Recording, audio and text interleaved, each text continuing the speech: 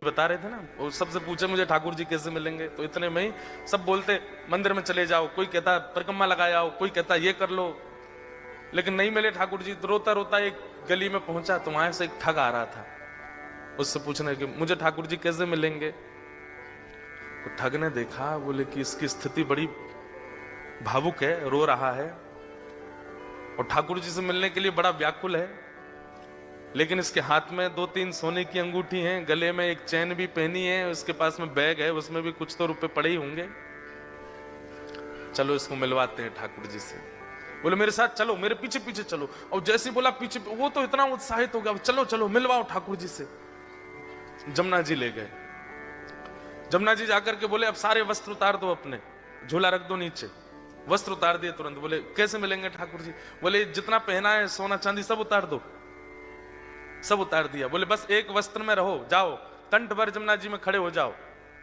तुरंत चला गया। अब उसको ठंडी कहां लगती है, उसको गर्मी। जिसको ठाकुर जी से मिलने की इच्छा हो, उसको फिर बाह्य व्यवहार, फिर जिसको प्रेम हो गया हो ना, उसको ना भूख लगती है, ना प्यास लगती है, ना नींद लगती है, ना ठंड लगती है, ना गर्मी लगती है, कुछ नहीं लगता।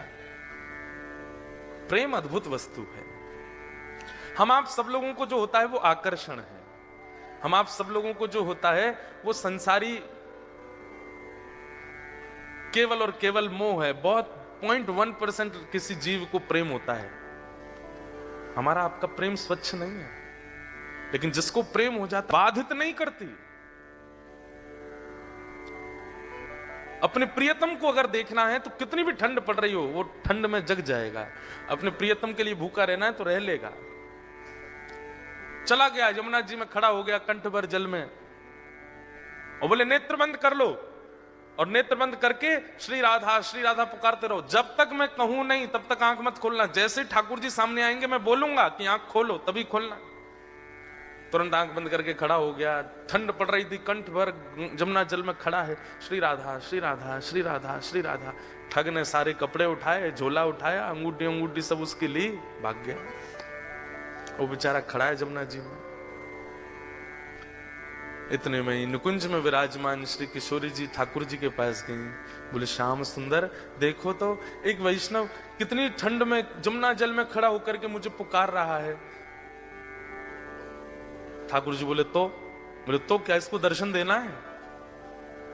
ठाकुर जी बोले इसने कोई ऐसा पुण्य तो किया नहीं है, ऐसे कोई इसके भजन साधन तो है नहीं इसको दर्शन। बोले कि आप वो करिए जो हम कह रही हैं, बस इसको दर्शन दे के आओ। देखो कितना बेचारा परेशान हो रहा है। ठाकुर जी बोले ठीक है जाता हूं। इतने में ठाकुर जी प्रकट हो गए और त्रिभंग ललित स्वरूप धारण करके जैसे ठाकुर जी प्रकट हुए, वंशी नाद करने लगे।